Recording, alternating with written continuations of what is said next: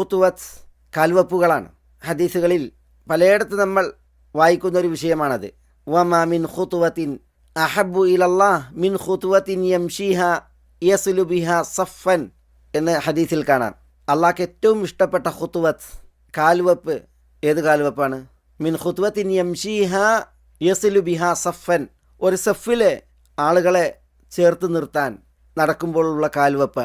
ഇന്നല്ലാഹ വ മലായികതഹു യുസല്ലൂന അല സഫിൽ അവ്വൽ, ഒന്നാമത്തെ സഫിൽ നിസ്കരിക്കുന്നവർക്ക് അള്ളാഹുവിൽ നിന്നും മലക്കുകളിൽ നിന്നുമുള്ള സലാത്തുണ്ട് എന്ന തിരുമൊഴിയുടെ ഭാഗമാണിത്.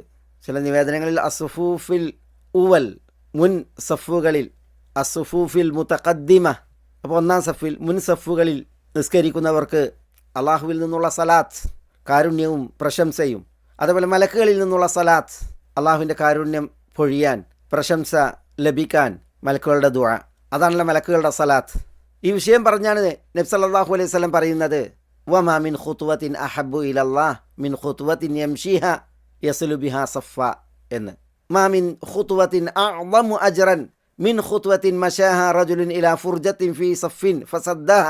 സഫിൽ കാണുന്ന വിടവ് നികത്താൻ ഒരു വ്യക്തി നടക്കുകയായാൽ അപ്പോൾ വെക്കുന്ന കാൽവെപ്പുകൾ, അതാണ് അഅ്ളമു അജ്റൻ, ഏറ്റവും കൂലി മഹനീയമായ കാൽവെപ്പ് എന്ന് നബി സല്ലല്ലാഹു അലൈഹി വസല്ലം പറഞ്ഞിട്ടുണ്ട്.